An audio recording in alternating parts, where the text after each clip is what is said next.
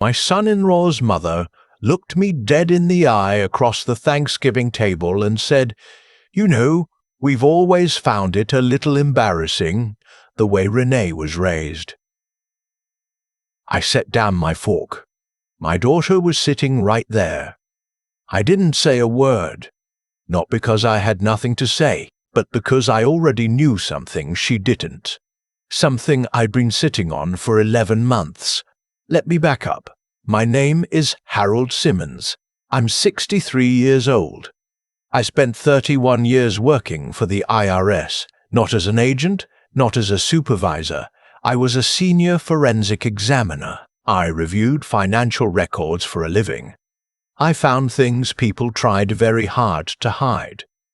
When I retired 4 years ago, I thought that chapter of my life was over. I was wrong. My daughter Renee is 31 now. She was always the quiet one, bookish, careful with money, the kind of kid who saved her birthday cash instead of spending it. She met her husband at a conference in Charlotte 2 years before the wedding. His name is Griffin Holt. Nice enough looking. Good at shaking hands. The kind of smile that works better in photos than in person. I didn't dislike him at first. I want to be fair about that. My wife, Sandra, thought he was charming. My younger son thought he was a little slick, but figured that was just how finance guys were. I kept my opinions to myself. Griffin's family had money. Old money, the kind that's been laundered through 3 generations of polite behavior and charitable donations until it smells almost clean. His father, Clifford Holt, had built a commercial real estate portfolio across the Carolinas. His mother, and this is the woman you need to understand, was Suzanne Holt. She was the kind of woman who used words like breeding without a trace of irony and who made comments about your house while standing in your kitchen. They lived outside Asheville. Big property. Horses. The whole thing. Renee started dating Griffin in 2019. By the time they got engaged in 2021, I had a folder on my desk at home. Nothing dramatic. Just notes, things I'd noticed. A few public records I'd pulled out of habit. I'm not paranoid. I'm trained. There's a difference. The first thing that caught my attention was a business entity filing in Mecklenburg County, a shell LLC that had Griffin Holt listed as a registered agent, dissolved 2 years before I ever met him. On its own, that's nothing. People dissolve companies all the time. But then I noticed the same company name had been part of a civil suit in federal court. A contractor dispute, except the plaintiff's filing described something that wasn't really a contractor dispute at all. It described a pattern of overbilling, funds misrouted to a subsidiary, and a settlement that required all parties to sign NDAs. Griffin would have been 26 years old. I didn't say anything to Renee. I didn't say anything to Sandra. I saved the documents, made a physical copy, and put them in a manila envelope in my file cabinet under the letter H. The engagement continued. The wedding planning started. I watched. Suzanne Holt came to visit Renee and Griffin's apartment in Raleigh in the spring of that year. I know what happened because Renee called me after. Her voice doing that thing it does when she's been crying but is trying to pretend she hasn't. Suzanne had walked through the apartment and made comments about the furniture.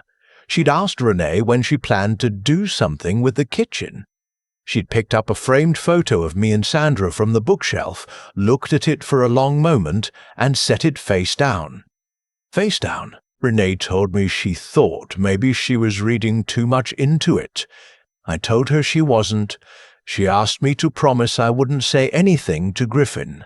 I promised, and I kept that promise. But I added a new section to the folder. By summer, Suzanne had started making comments at family dinners about Renee's job. Renee is a physical therapist. Good one. She works with veterans at the VA clinic in Durham. Suzanne called it sweet once, in that particular tone people use when they mean the opposite. She asked Griffin in front of everyone if they were still planning to move to Ashhill after the wedding, because Renee seems like she'd be happy anywhere. Not asking Renee, asking Griffin about Renee's plans. Griffin laughed it off. I watched my daughter laugh it off too. That was the part that got to me. The wedding was in October. Beautiful day. I walked Renee down the aisle and she squeezed my hand twice before we got to the altar, and I understood what that meant. I gave a short toast at the reception, nothing fancy, and Clifford Holt made a toast afterward that went on for 14 minutes and was mostly about Griffin's college lacrosse career. Sandra cried through all of it. I watched Suzanne Holt from across the room. The first year of their marriage was mostly fine. Renee seemed happy enough. Griffin was working for a wealth management firm in Charlotte. They bought a house in Concord, reasonable neighborhood, good school district for the future, Renee's words. I noticed Griffin didn't seem to contribute much to the conversations about finances. He nodded and said things like, "We'll figure it out," when Renee brought up the down payment logistics. Renee brought the down payment, $83,000. Her savings, plus a portion of what Sandra and I gave her when we sold the lake house. I know the amount because she told me. I know it mattered because I understand what it means to have that much on the line. In February of the second year, Renee called me on a Tuesday afternoon from her car. She was parked in the VA clinic parking lot. She said she needed to tell me something and she didn't want to tell me in person because she was afraid of what my face would do. She said she'd found some paperwork. Griffin had opened a joint savings account with her when they married. Routine. But he'd also, 3 months earlier, opened a separate account, in both their names, without telling her, at a different bank. He'd been transferring money into it, small amounts, irregular intervals, nothing that would trigger a flag. But over 8 months, $31,000 had moved through that account. She found it because she'd gone to refinance her car loan, and the lender ran a credit report and the account appeared on it. She asked Griffin about it. He said it was a surprise. He was saving for a vacation. She didn't believe him. I didn't believe him. The account had no trip planned, no travel bookings attached, and the funds had been partially transferred out to an LLC she didn't recognize. I asked her to send me whatever documentation she had. She emailed me 17 files that night. I put on my reading glasses and went to work. It took me 4 evenings. I'm retired, not rusty. The LLC she didn't recognize was a registered entity in Delaware, a holding company with a registered agent in Wilmington. The kind of corporate structure that costs about $200 to set up online and is designed specifically to obscure ownership. But Delaware has a lookup tool, and the original filing paperwork listed a member-managed company with 2 principals. Griffin Holt was one. The other was a name I recognized from the earlier civil suit from 2019, the same associate from the company that had been dissolved. I sat back in my chair and let out a long breath. I didn't call Renee. It was almost midnight. I went to the kitchen, made a cup of decaf, stood at the window looking at the backyard for a while. Sandra was asleep. The neighborhood was quiet. I thought about what I was going to do with what I knew, and I thought about the order in which I was going to do it. I'd spent 31 years following a very specific rule. Gather everything before you move. Don't move early. Don't let the target know you're looking.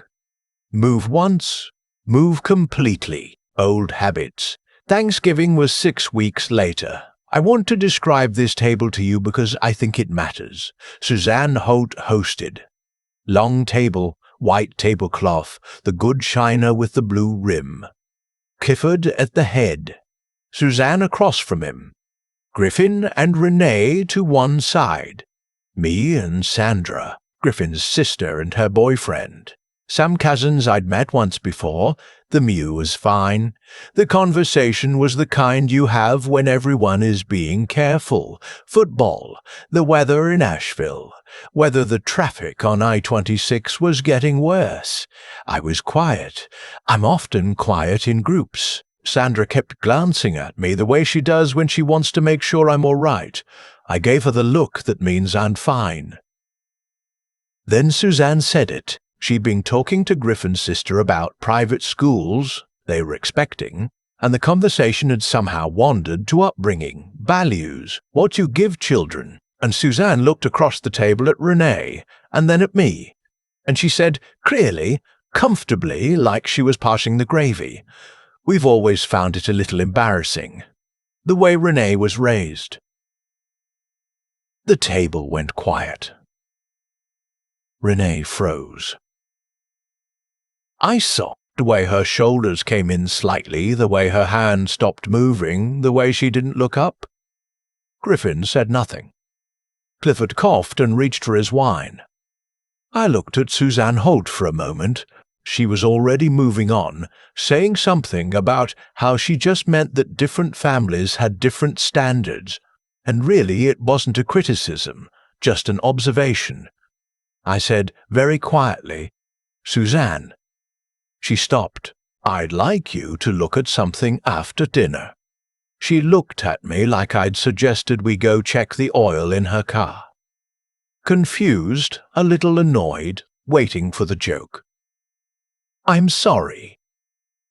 "After dinner," I said again. "I have something I'd like to show you." And Clifford. Proud. "What is this about, Harold?" "It's about Griffin," I said, "and a few decisions he's made with money that isn't his." The room had gone very still.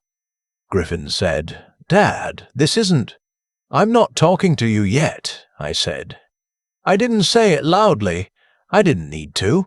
After the table was cleared, I opened my bag and took out a folder. 31 years of habit means you never arrive unprepared. Clifford and Suzanne sat across from me in the living room. Renee sat next to me. Griffin stood near the fireplace. I walked them through it, methodically like I would have in a conference room in my working years. The 2019 civil suit. The dissolved LLC. The deposits. The Delaware Holding Company. The second bank account Renee had never been told about. The $31,000. The shared associate. I didn't editorialize. I didn't raise my voice. I just heard pages. When I was done, the room was quiet for a long time. Suzanne said, "Where did you get all of this?" "Public records," I said. "Financial databases, court filings, things anyone can access if they know where to look."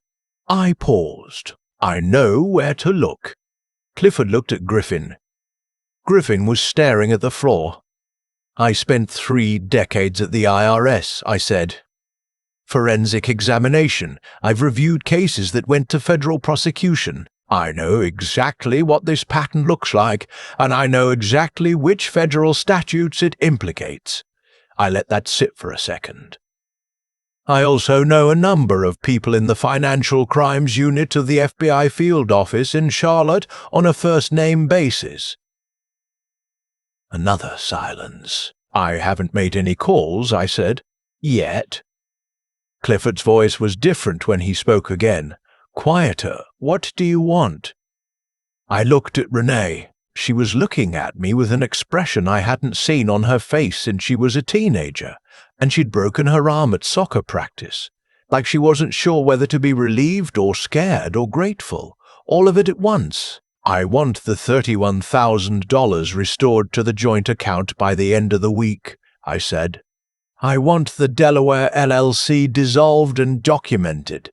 I want an independent financial audit of their joint accounts for the past 2 years, paid for by this family. And I want a conversation with a family attorney present about what comes next. I closed the folder.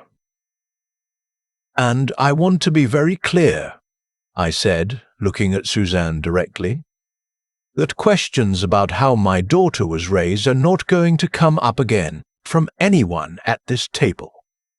She didn't say a word. I'm going to skip over some of what happened in the weeks after that, not because it wasn't significant, but because some of it is Renee's story to tell, not mine. What I'll say is this: the money was returned. The LLC was dissolved. Griffin and Renee are working through things with a therapist and a financial counselor. That was Renee's choice, and I respect it. I made no calls to Charlotte. I didn't need to. But everyone in that living room knew I could. The audit turned up 2 additional transfers that hadn't been part of my original documents. I won't say the number. It was enough. Clifford called me 3 weeks later on a Sunday morning. He'd clearly thought about how to start the conversation because he opened with my first name and then paused for a long moment. He said he owed me an apology for not paying closer attention. He said he hadn't known. I told him I believed him on that count, and I meant it. Some people enable because they're cruel. Some enable because it's easier to look away. I told him I understood both kinds, and I'd spent my career dealing with the second more than the first. He didn't say much after that. But he didn't hang up either. Suzanne has not called. I'm not expecting her to. Some people take a long time to understand what happened to them. Some never do. She walked into that Thanksgiving table thinking she was the most powerful person there. It didn't occur to her to wonder why the quiet old man at the end had been watching her family for 2 years without saying a word. That's what I want people like her to understand. The ones who laugh at the old-timer. The ones who put photo frames face down. The ones who decide who's embarrassing and who's not. The quiet ones are usually quiet because they're already working. Renee came by the house last month. She brought dinner. Chicken from the place she knows I like, the one on Old Wake Forest Road. We ate at the kitchen table, the 3 of us, Sandra and her and me. She didn't bring it up directly for most of the meal. We talked about her caseload, about the patient she'd been working with who'd lost partial mobility in his left hand and had just tied his shoes for the first time since coming home from overseas. She cried a little, talking about that one. So did Sandra. When she was getting ready to go, she hugged me for a long time by the door. She said, "You knew for a while, didn't you?" It wasn't a question. "Yes," I said. "Why didn't you say anything sooner?" I thought about how to answer that. "Because you hadn't asked me to," I said, "and because I needed to be sure. And because I stopped. Because you needed to find it yourself first. It couldn't come from me. It had to come from you." She was quiet for a moment. "Thank you, Dad," she said. I kissed the top of her head the way I did when she was 8, and I was dropping her off at school. She's 31 years old. It felt the same. Sandra was already crying again. She cries at everything. That's one of the things I love most about her. I've been retired for 4 years. I spent 31 of the years before that doing difficult, quiet, unglamorous work that most people don't think about. You find the inconsistency, you trace it back, you document everything, you wait until you have all of it, and then you move. I didn't learn that at the IRS. I learned it before that, actually. My father was a man who worked with his hands his whole life, and who taught me that the people who talk the loudest are almost never the ones you need to be afraid of. He said, "Watch the quiet ones." Worry about the ones who don't need to announce themselves. I thought about him in that living room in Asheville with Clifford Holt sitting across from me going pale, and Suzanne sitting very still in a way I don't think she'd ever had to sit before. My father didn't have money. He didn't have a prestigious address. He fixed boilers for 38 years, and he smelled like soldering flux, and he never once embarrassed me. Some people spend their whole lives mistaking loudness for strength and polish for character and a nice tablecloth for the kind of thing that actually matters. I've spent my whole life learning the difference. That's what I was thinking about when I closed that folder. Not revenge. Not even justice exactly. Just, I know something you don't know about what's real. And now you know I know. That's usually enough. I've had a lot of time to think about what actually happened that November. Not the folder, not the numbers, not the look on Suzanne Holt's face when she realized she'd badly miscalculated the room. I mean, what was underneath all of it? What was really going on the whole time? Here's what I keep coming back to. The people who treated Renee the way they did weren't cruel because they were powerful. They were cruel because they'd never once been held accountable. Griffin had moved money without consequence before. Suzanne had made comments like that at other tables to other people, and nobody had ever done anything but go quiet and change the subject. Clifford had looked away from things he didn't want to see, year after year, until looking away became the only thing he knew how to do.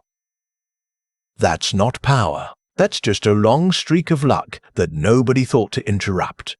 I interrupted it. And I want to be honest about why I was able to. It wasn't because I'm especially brave.